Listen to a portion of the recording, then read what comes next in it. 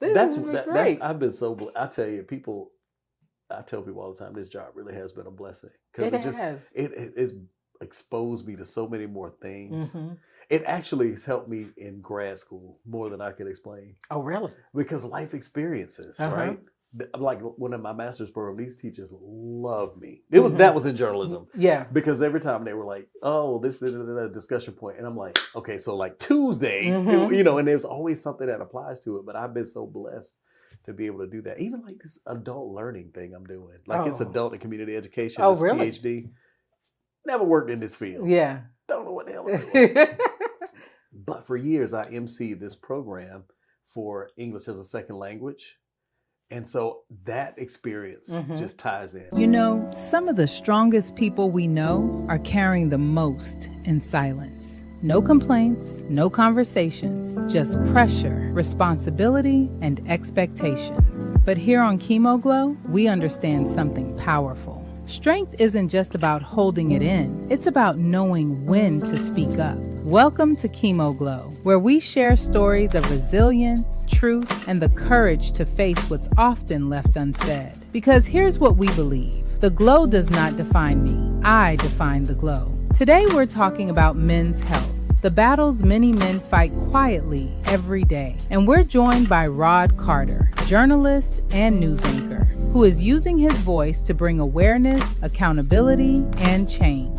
This is Chemo Glow. Welcome to Chemo Glow, where the glow doesn't define me, I define the glow. I am your host, Regina Jones, and today my guest is not only a friend, but we share the stage at Making Strides Against Breast Cancer, many events that we do. So welcome, Rod Carter. I'm honored. I'm so glad to be here. This is so cool. I'm so glad to be with you again. Oh my goodness. Now we're always on the stage. And right. You know I never keep time or keep script. We just do our thing, Let's right? just do it. Let's I'm just good. do it.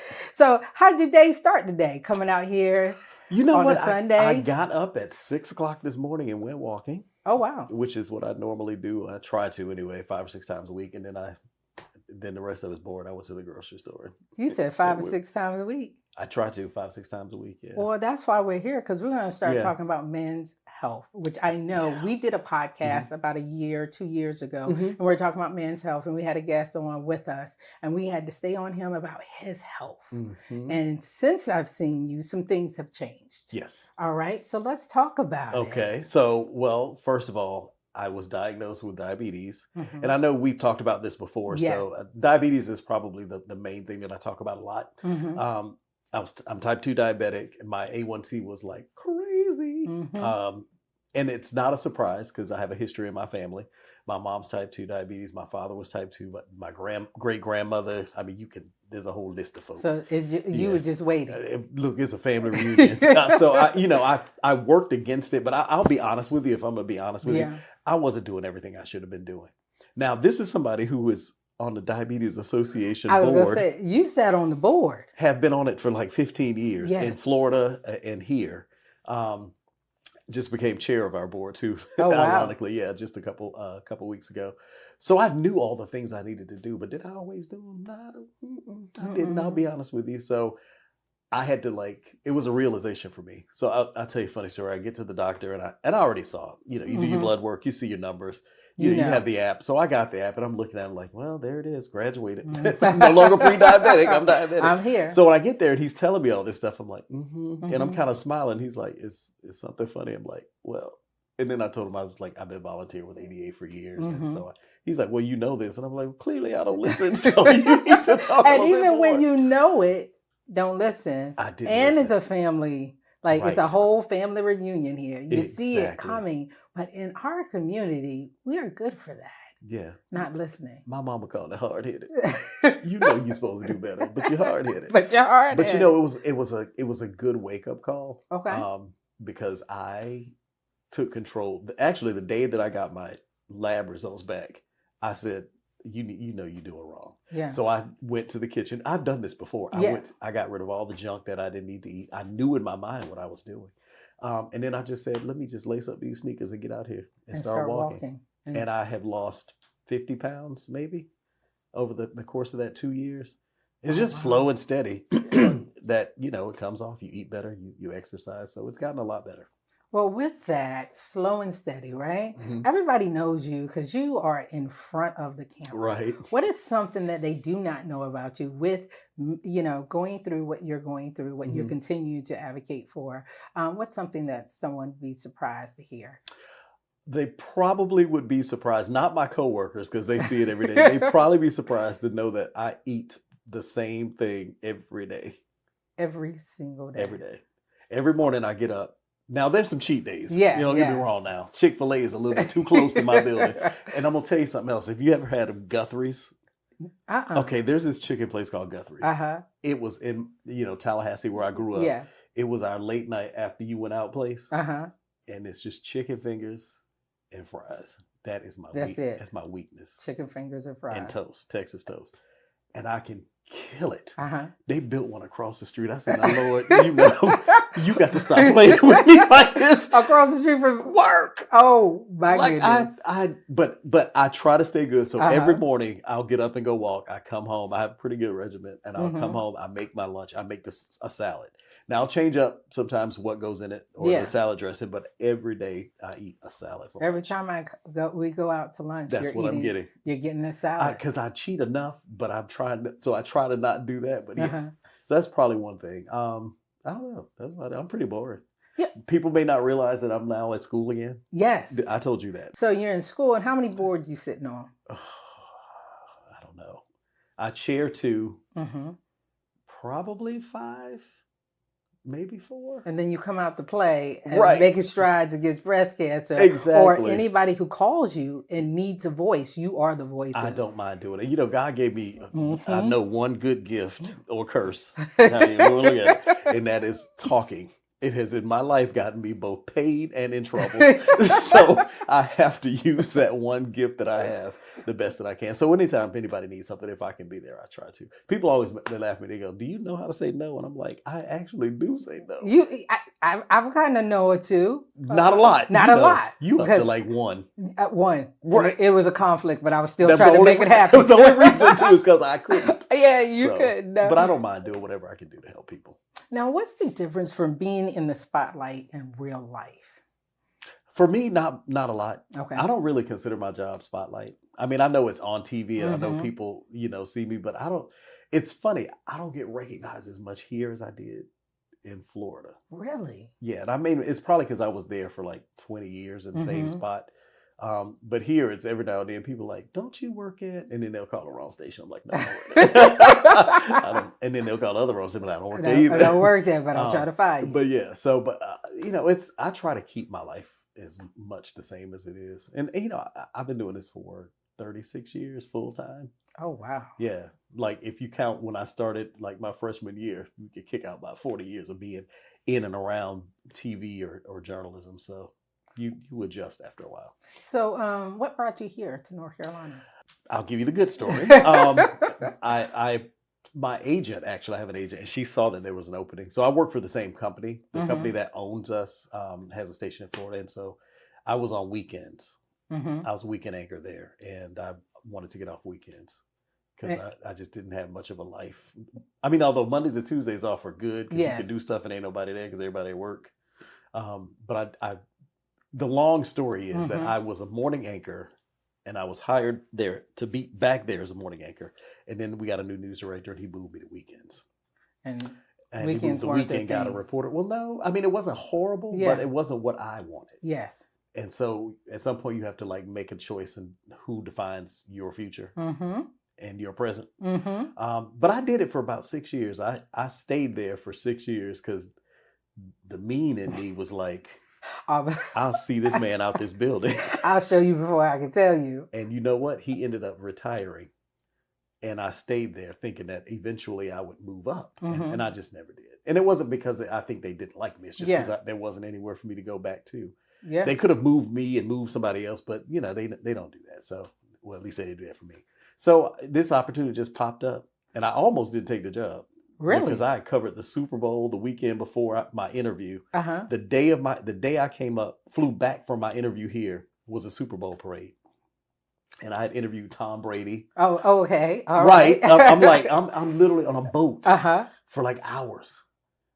in a Super Bowl parade in this beautiful sunshine, having the best time. I mean, it was hard work, but I was having the best time. And then at the end of the day, I got home, my feet were killing me. And I was like, do I want to move to North Carolina? Because our weather is just disrespectful. And I'm thinking, I'm trading all this stuff. And I said, you know what? The greater good. And I'm so glad I did. First, I got to meet you. That's man. Right up there at the top. Then I got to do stuff that I kind of have been thinking about doing and didn't really make the time to do. So I got my master's and I'm now in this PhD program. So I'm doing stuff personally and still doing stuff professionally. So it turned out to be a good move. A good balance. But at first I was like, man, do I want to leave? And then your mom. My mom's in Tallahassee. Yeah. That's been the hardest part. Yeah. That's been the hardest part. Because we talk about health. Yeah. And about January 24th, actually, she had a mini stroke. Oh, wow. Yeah. And so I couldn't go anywhere because we had that snowstorm. So I was stuck. I couldn't drive. I couldn't fly. There's no way you could get to. I couldn't do anything. And so for 4 days, I just basically was working and sitting on the couch, a complete wreck. Yeah. I knew she was okay. Yeah. But still, that's your mom. But I needed to see her face and not on FaceTime. I needed to be in the room. So I got there on Wednesday. My aunts live like about 3 hours away. So they drove up the next morning and they were up there for like 4 days. So they left in the morning. She got out of the hospital that morning. I was there that afternoon. And she's fine. She's doing great. Navigating this new thing very differently. But it was hard. That was difficult. That was hard. That makes you say, you know what, I think I need to go back home to my mom. It's such a balance though, because I'm so blessed to be able to help her out in so many other ways.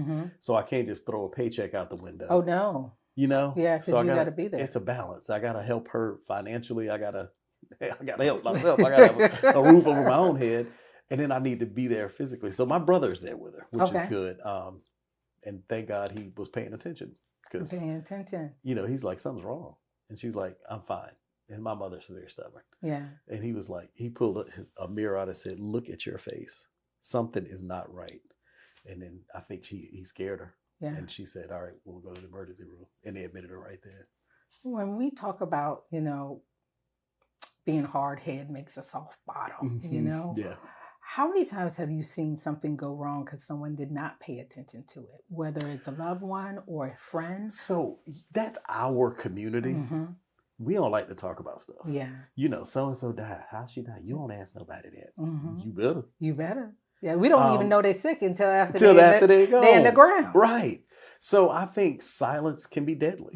And that's why I don't mind telling, my mom drives her crazy because she's from that generation where you like stay out of folk business and don't put my business in the street. But I think it's important that we talk about these things. So I talk about my grandfather had prostate cancer. Yes. My brother had prostate cancer. When I moved here, that's what he was dealing with, prostate cancer.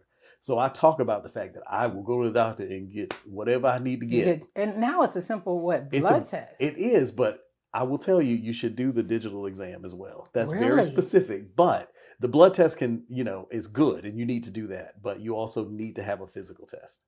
And I'm actually going to have somebody on my show in a couple of weeks to talk about Black men and prostate cancer because the prevalence is high.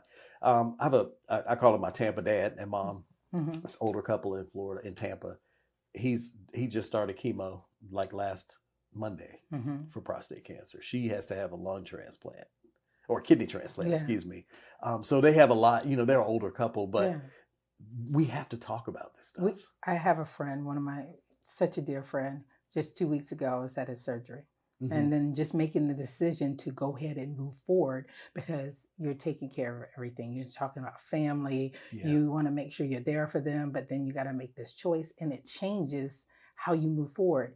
He said something to me that really resonated. He said, everything else was a bump in the road. This is the first time that I was stopped because I couldn't understand why it took so many, he was diagnosed a year or so ago and he kept telling me his reasons why. And I said, whether you make a choice to do something or not do something, you're making a choice. I just need to know where you stand. Yeah. But when he said that to me, I got it. Everything was a bump in the road. That is so good. Yeah. I will be stealing that. Yeah. I told him I was going to say it. I will be stealing that. And it's true. My brother is, I love him. If you want to talk about opposites, like me and him are totally different people. Could not be more different. but he's hard-headed too. Mhm. He doesn't like to go to the doctor. He has started going. I mean, he Mhm. started going a lot more. That's why they were able to catch stuff. But he doesn't like to talk about anything. Mhm. But we talked about this. And one of the hardest moments I had since I moved here was he called me and said he had to go to Tampa Yeah. to Moffitt Cancer Center for consultation. And he said, I wish you were still there because I need you to be there. And that just, I mean, every time I think about it, Oh makes my me want to goodness. cry because he never asked me for nothing but $20 here and there. You know what I'm saying? Hey, Yeah. bro, I need some gas. Yeah. But for him to want me to be there, and so that was hard. Yeah. That was very difficult. But we talk about it. I talk about it with my cousins if I have to, and I let them know, hey, you got to check this stuff because my like I said, my grandfather had prostate cancer, my uncle had prostate cancer, my brother had prostate cancer. So I'm always looking. There are three things I will always check: colon. My grandmother had colon cancer. And I'm gonna tell you, you talk about not talking about Yes. stuff. My grandmother died when I was 13. It was 1982. Mm-hmm. I found out she had colon cancer in the 2000s. And I never knew what it was. she was just gone. I knew she was sick. Yeah. I knew it was cancer. I just didn't know what Yeah. form it was. And I said something to my mother once. I said something about her stomach cancer. And I was like, she has stomach cancer? And I was like, what? And I was like, I just assumed that's what it was. She's like, no, it was colon cancer. And I'm like, you should have told me. Yeah. So, but you know what I did? What'd you do? Immediately did a colonoscopy. See? I talked to my doctor and he's like, you like 45, you don't really need it. I don't think they're going to pay for it. I said, bro, I have a family history that I didn't even know about. And so I've been getting them on a regular basis since then. Yeah. But it's important. It's That's why so it's important to talk about it. But how do we get, and you know what, we're going to take a quick break because I really want to talk about, because I really want to talk about how do we get people to understand that silence it can kill you. Yeah. All right. It can kill you. So we'll be right back after this break. We're going to come back and we're going to talk about how silence can kill you. Quick question. Why aren't you showing up every day for your audience? Because brands that win online, they really aren't the biggest. But what they are is the most consistent. In fact, businesses that post weekly content see up to 66% more leads and 3 to 5 times more brand recall. People buy from who they remember. It's really as simple as that. And video is the fastest way to stay memorable. That's why we help clients build monthly content systems so they can stay present, stay relevant, and stay top of mind. So if you're ready to show up consistently without the stress, reach out to BroCode TV Production. And let's build your content engine together. Thank you so much for being here. Oh, my pleasure. Oh my pleasure. goodness. Let's dive deep about our community. Okay. If you don't know what that means the Black community. Silence will kill you. But we are so stubborn, so hard-headed. Sometimes we will go to our grave not even knowing what killed us. But it will help other people. Like I was saying, I had a family member that was diagnosed with something. Had I knew, it could have helped you out tremendously. Yeah. You just never know. Yeah. You just never know. So what are some of the things that you get some kickback when you're talking about, hey guys, did you do prostate check? Did you do this? Right. What's some things that people say to you? You know, now it's a lot better. Okay. I will say that. And I think in my friend circle, like my fraternity brothers, we don't have an issue talking about it at all. Oh, good. For some reason, it just seems to be family. They just don't want your business in the street. And I'm like, it's not your business. And I get some stuff you don't want to tell, and you don't have to tell the details of everything. But in your family needs to know what your family has a history of. Yeah, even if that's all that is. You don't have to tell the community. Just tell, hey, you have breast cancer on your father's side, you know, colon cancer on your mother's side. These are the things that you need to have checked. Even if you get the mutation for breast cancer, myself, going to get tested, having genetic testing was so important. But when I went to go tell my brothers, hey, you probably need to get tested too. Didn't want to talk about it. No, and I was like, but prostate cancer can stem from this mutation. And men forget that men can get breast cancer. Oh yeah, I just had someone on my show that had breast cancer. Yeah. And he himself was like, if I wasn't an advocate for my care, but it took my wife to say, was it the DJ? Yes, it was. I remember DJ. I remember his story at the last event we had. And I was like, this is so key for this brother to stand up and tell his story. And tell his story and say exactly. There's so much I think fear and shame Exactly. that are attached to stuff that ain't no shame should be attached to. Well, let's talk That about was bad grammar, but you understand what I'm saying. It shouldn't be. I mean, it should not be attached to it. It's a health issue. It's a body. Yes. Things happen. Sometimes the bodies break down. Yeah. Whatever the case may be, there's no reason to be ashamed of that. Well, being diagnosed with diabetes and you said type 2, why is that important to say? Because it happens so much. There are millions of people who are pre-diabetic and have no idea. No idea. You know, there's A1C chart is like 5.7 and below. Yeah. It's like pre-diabetic, and you know, there's levels that go up to, but people have no idea. They're by the year, and I can't remember the stats. I'm really terrible with remembering numbers that ain't in a teleprompter. But by the year like 2050, it's the numbers is projected to be astronomical. And there's so many things that you can do to help yourself. Now, type 1 is different. Yeah. You know, that's a different set of circumstances. But, you know, a little change in diet, change in exercise, all those things will help and contribute. But the reason people don't like to talk about it is because it's often associated with being fat and lazy. Yes. That's what they say. The stereotype. He got diabetes. He don't like to work out. He just eat bad and lazy. And that's not the case. That is not the case at all. I met a guy who told me he was type 2 diabetic. That man was like 10 pounds soaking wet, and his A1C level was like 7.8 or something. And when he said it, I met him at a diabetes event, and even when he said it, I was like, whoa. And he's like, yeah, I still struggle to get it down. It's just something that happens, but you can help yourself. And so I don't have no problems telling people. Yeah, I was when I was going through treatment, my thyroid was trying to act up. So they sent me somewhere, and there was a woman in there who, I believe it was her foot that they had to take off. And she was talking about how she wasn't going to give up her treats or her salt. And I was like, ma'am. You know, and I do not understand that. I don't understand that. And then when they go into the doctor's office and the doctor's speaking to you and you're going to say, I'm not going to give it up. What is the doctor going to say? This friend, she just told me her aunt's A1C was 14. Now, a baseline is 5.7. That's when you're pre-diabetic. But she knew she was diabetic. Yeah. She doesn't take her medication. She eats whatever she wants to. And they literally on the chart, 14 is called suicidal. Oh, wow. That's what it says. Yeah. And I don't understand that. Like, if you want to live, you have to do things to sustain your life. Now, I'm shaking my head. Here's my latest issue. Okay. So I went to the doctor last Monday and he took my blood pressure and it was like 140 over 90. And it was a little elevated. And I was like, okay, yes, it's higher than it needs to be, but it's not always high.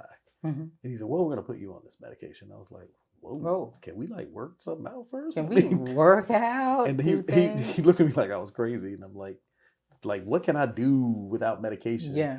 And he's like, well, you just have to cut out salt. And I'm like, I don't even really eat that much salt, but okay. So so now I'm navigating that. I immediately ordered a blood pressure machine so I can check it all the time. Because hypertension, guess what? Runs in my family.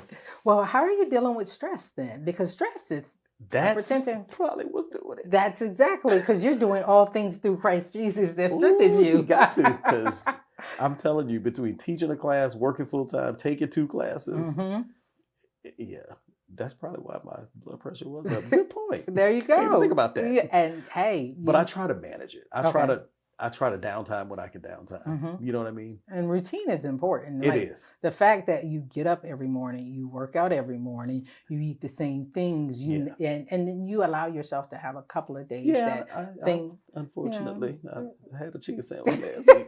It was deep fried, but it was good. With all your lifestyles and your changes, what one thing do you appreciate the most? Like, you have changed the way about everything that's happened. Yes. This is gonna sound very vain, but I don't mean it to be. I appreciate being able to put on a suit and it's not kicking almost right up to the big and tall men's side. Say it again. I'm 50 pounds lighter, and it took me 2 years. Slow and steady wins the race, but that Peloton and the fact that I could do 3 wardrobe changes today. And don't have to I blink haven't worn and look. this shirt in forever, and when I put it on, I was gonna like just let it hang. I had to tuck this bad boy. It's down here because it's so much bigger, and it just reminds me that if you do it, it pays off. Yes, and So if you I appreciate that little vain moment of being able to put on a suit that actually got the word like modern fit or trim fit. Because before it was like, boy, you know you can't get in them clothes. the first time we were on the stage together, boy, we were sharing that stage. We were sharing that stage.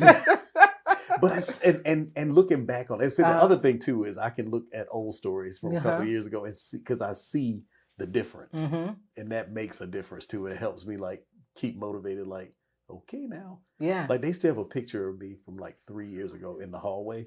I've seen that. You picture. saw it, and that was after I lost like 20 pounds, and I was like, God, boy, you got a couple of chins. Look, I always say if you can see a cheekbone, I'm Right. doing something, right? I hit them real well.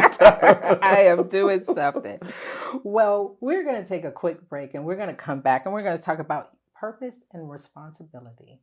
We'll be right back. This one's for all of our speakers, thought leaders, and influencers. I'm Bro Troy, and if you're a speaker, influencer, or thought leader and you don't have a video brand, you are leaving money on the table. All event planners and those that are looking for hosts and facilitators, they don't just want to hear you, they want to see you in action. Your presence, your energy, and your ability to command a room. That's why a strong speaker reel, high quality event footage, and consistent short form content are non-negotiables. Your video brand is your digital resume. It proves your authority before you even step on stage. See, we help speakers build that brand with clean reels, dynamic storytelling, and content that gets you booked. If you're ready to level up your speaker career, reach out to Broco TV Productions today and let us build your video brand one piece of high quality content at a time.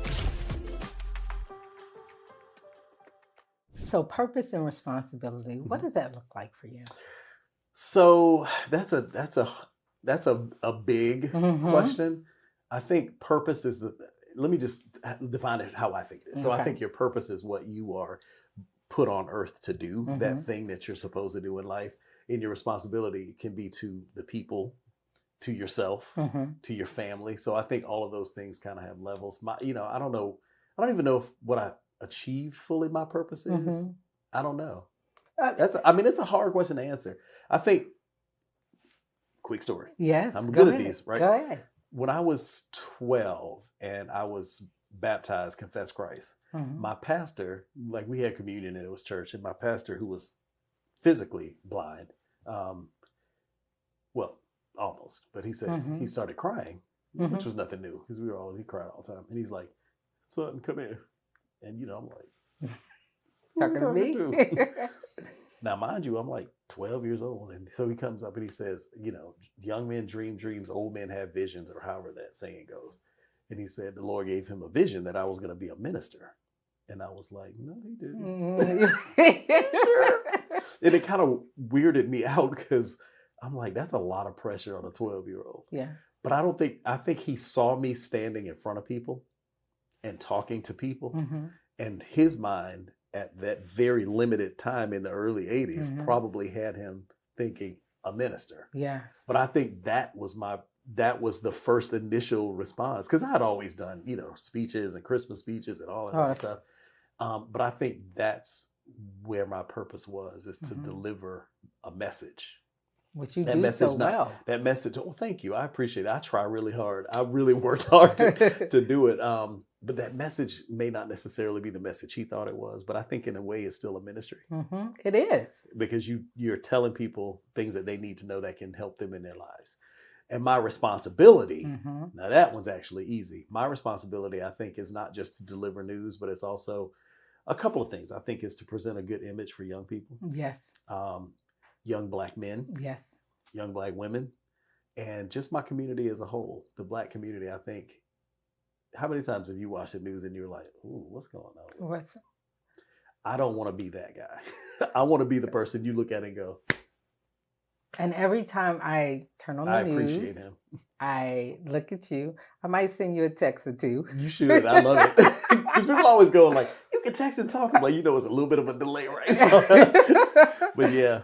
And your responsibility just to the community. Let's talk about making strides against breast cancer. Oh, that's one of the big ones. Yeah. And I was so glad that when I got here, our station was a part of that, Mm-hmm. and they asked me to be a part of it because Yes. it's hugely important. I think a lot of times in a lot of these broad conversations about breast cancer or other health issues, sometimes we're left out of those conversations. Yes. And I think you should be there because my husband, he was going through what I was going through. Absolutely. And the fact that they put a man on the stage with me to speak about breast cancer, to talk to the walkers, Mhm. not just that, you do the fashion show, Mhm. and Which you- is a lot of fun.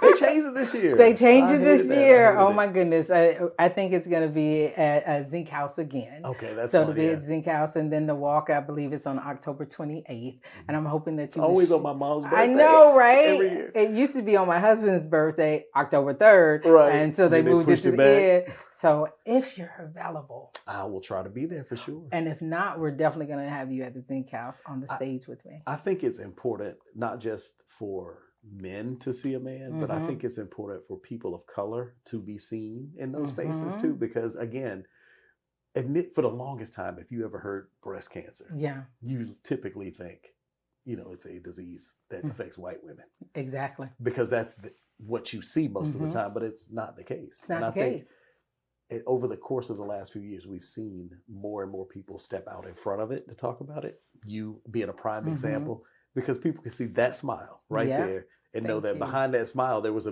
some rough moments. Yeah, But you got back to that smile, I did. or you And- smile all the way through it. If I know you, the way I know you, and it's important for Black women to see that Mhm. and Black people to see that. I don't think we have any history of breast cancer in my family at all. I can't think of one person, and because I've asked my mom about this, and she's like, no.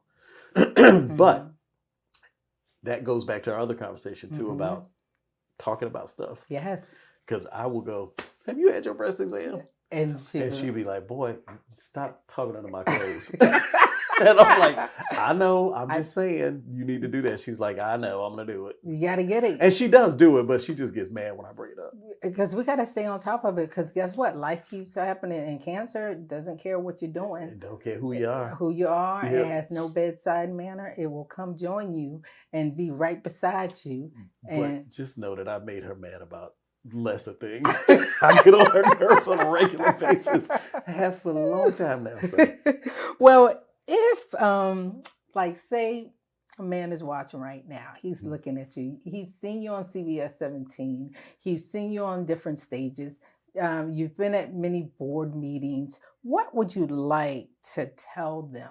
What would you say to them? Because a lot of us ignore what's going on with us. So what would you like to say? That is the first thing. Don't. Oh. That's actually the main thing. Don't Mhm. ignore anything. If something seems slightly off, and you know your body, Yes. you know your body better Yeah. than anybody else. If something seems off, check it. Mm-hmm. There's a great deal of fear that goes along with the unknown, but it's much easier to know and then deal with it. And when you just mentioned how the doctor was like, well, here's a medication. Yeah, take control of your own health. And I may end up on it. I'm not going to say that Yeah. I won't, but I'm going to see, because my next Mhm. appointment's in 3 months, and I'm going to see what I can do to fight the problem before I have to do that.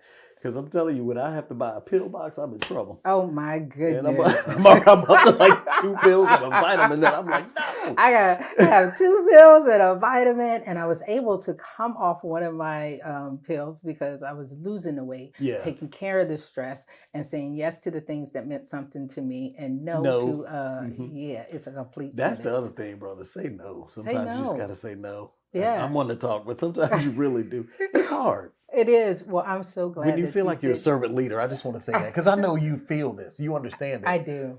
because you're always out there too. Yeah. So I know it's hard for you to say no. I'm actually, I decided this year to say yes to the things that mean something to me. That's why I'm out in these streets for Chemo Glow. Mm-hmm. And I'm going to take a step back, but I'll still be the masters of ceremonies for the Making Strides Against Breast Cancer Walk. But you know what? There's so many people that have voices. Step up, Absolutely. step out, Push show out. us right off the stage and come up there and do it. We don't mind. We don't mind. We don't mind at all. Thank you so much, Rod, Thank for you for joining this us. opportunity. This is fun. And we're always saying that, some battles are fought in silence. Like we said, the whole community doesn't need to know, but we need to know. We need to know. And here on Chemo Glow, we believe that the glow doesn't define me. I define the glow. And every time I see you, my glow gets brighter and brighter. Same here. That smile just makes me happy. Oh my goodness. And to every man that is watching, I need you to take the responsibility of your own health. Your life depends on it. Thank you so much, Chemo Glow. Until next time, keep glowing.